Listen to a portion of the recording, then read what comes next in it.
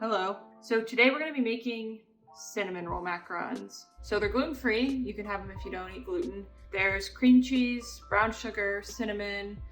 There's not many ingredients, but we're going to brown the butter. So it's a little more difficult than some of my other recipes, but I'm going to show you exactly what everything should look like. So you can use white shells. I like to use white shells for this. And we're going to do the cream cheese icing and then a dollop of the filling on the inside. It's very good.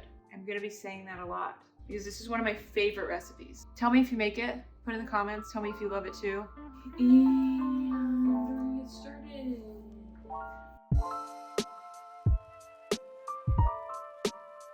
We're gonna do this in two parts. So we're gonna make the filling, you know, that like crumbly brown sugar stuff in the swirl. We're gonna do that first, because it needs to cool a bit, and then we're gonna make the cream cheese icing that normally would be on top of the cinnamon roll. So we have room temperature butter. It doesn't have to be room temperature for this part, but you only need half a stick, so you need room temperature for the other part. Cinnamon, vanilla, powdered sugar, cream cheese, brown sugar, did I already say that?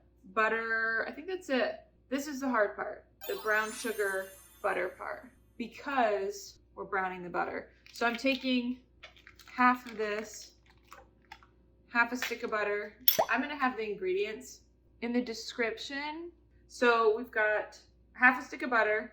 Now we're gonna brown the butter first. Put it on, what did I say? Medium low. I'm gonna put it on low. This seems like it's gonna get hot, but that's gonna kind of be different with every stove. So just kind of keep it lower. You don't want it to burn because you're browning it. See how that white's starting to separate a little bit? I like to kind of get the sides down. Okay, that's good. There we go. We want it to bubble a little bit. Just be careful you don't burn it in this stage because it will ruin the whole recipe. Eventually, all these white solids here will drop down to the bottom and start browning for us and give us that flavor.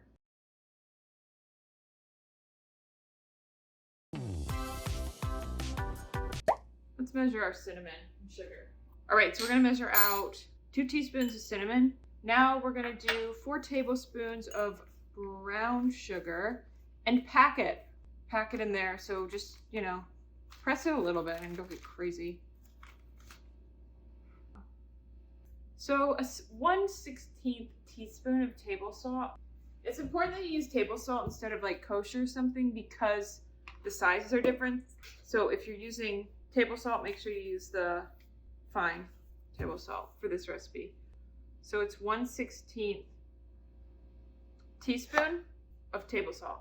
Let's start making the filling. So filling is, here we go, unsalted butter, half stick of butter, half a thing of cream cheese. It's 8 ounces, but we're only gonna use 4 ounces. So I'm taking half of this. So 4 ounces of cream cheese. I don't let it get to room temperature. I like it when I think it's fine when it's right out of the fridge. I've lied to you. We're putting the whole thing in. So I'm gonna get the paddle attachment to put the butter and cream cheese together. Okay, low.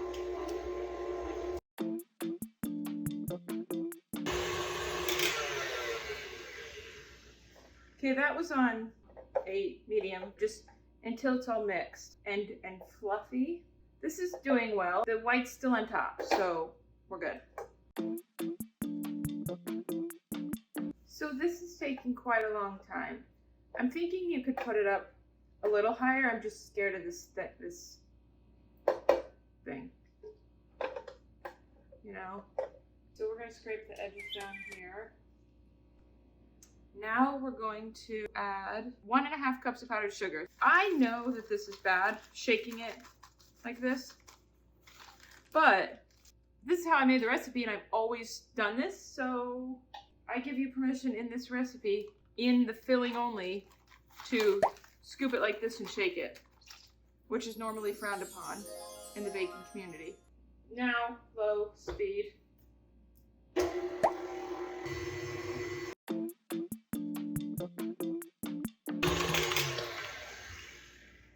Ooh, see this? Here we go. See how it's starting to brown?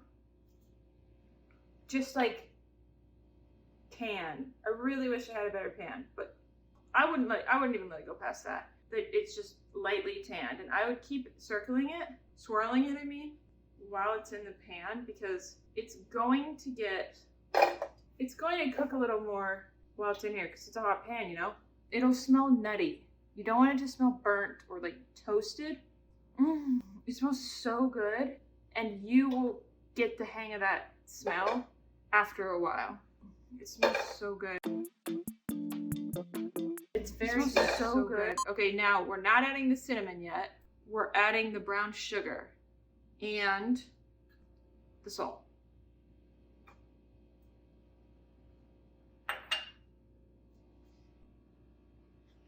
See what's going on here?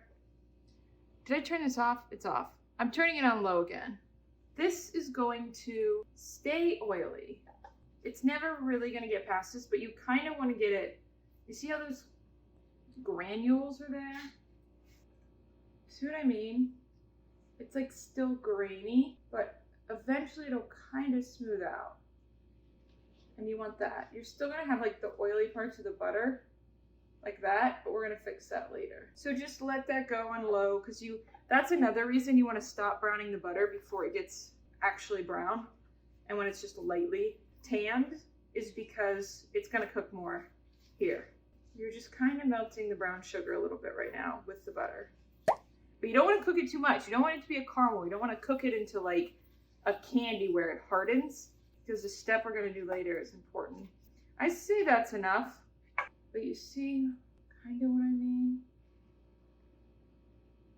It's just smoothing out, and you can kind of hear it. You can kind of hear that there's not as much of a scraping sound. You don't want to cook it too much. Okay, turn that off. Then you're going to add the cinnamon. I don't like adding it in the beginning with the brown sugar, because you got to really watch the color. Look at that. I wish you could smell it. It smells like brown butter, and then the brown sugar caramelizes a little bit, and then the cinnamon. This filling is so good. Whew. It's beautiful.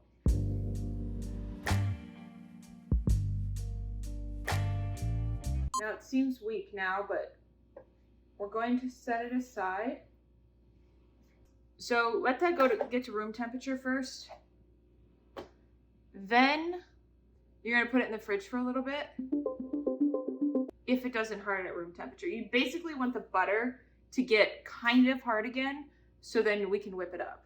Now this is looking good. I'm going to add the vanilla. Teaspoon of vanilla. Okay, I'm going to turn it up really high then.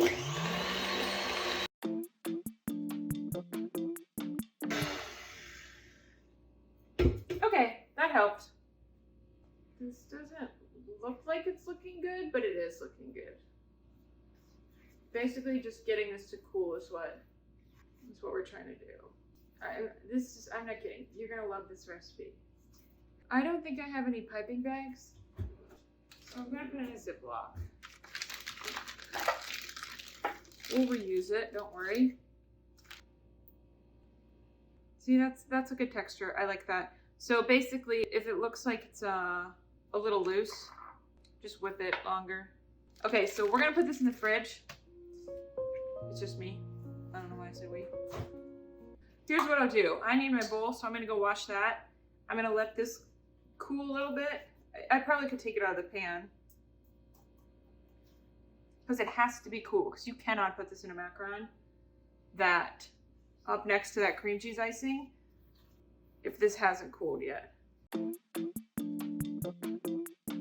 Something I do sometimes is, if I'm impatient, I will put this into this bowl and run cold water around the outside to cool it down faster. This is what I meant by it's gonna stay oily. That is okay. We're going to incorporate that later. And when you mix it up, it kind of goes back to normal. Just don't worry about it.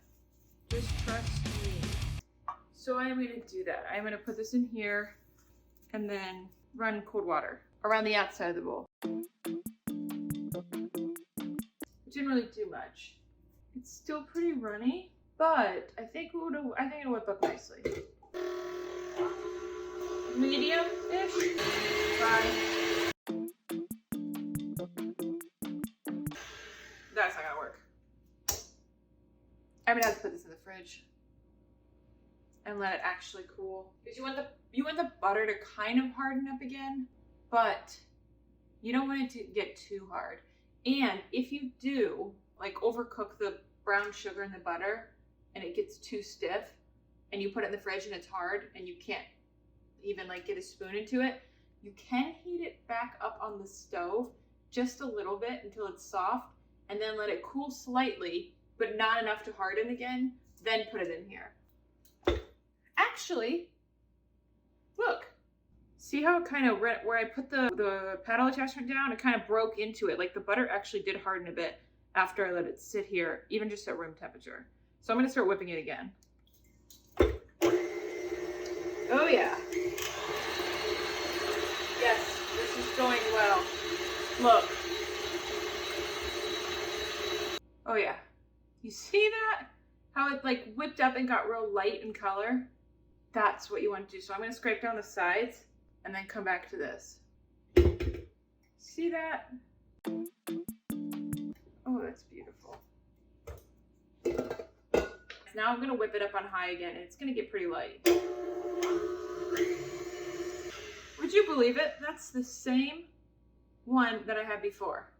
And it whipped up like that. That is just beautiful. So I'm gonna put this into a bag. I want to show you this though. Like, look at the texture of that compared to before. Oh, it's so smooth, but it still has a tiny bit of the graininess because, can you hear that? Still a tiny bit of the graininess, but I think that's okay because it's a cinnamon roll. I'm gonna get the shells out. We're just gonna use plain white shells. So then you just fill them. Probably some of the cream cheese. I like to be pretty generous with the cream cheese filling. It's not just cream cheese. And then I like to do a good amount of that. That stuff is so good. So I like to do a good amount of that. And then you're just gonna, I mean, you know how to make macarons if you're on this page, but this is an example of a macaron that has kind of a lot of filling, not too much because you don't want a mouthful of cream cheese icing, but that's that. Anyway, you know the drill. I'm not gonna break that open and eat it right now because it has to mature. So these are really good. If you like this video, this new cooking style that I'm doing, let me know in the comments. Tell me what recipes you want to see. All right, love you, bye.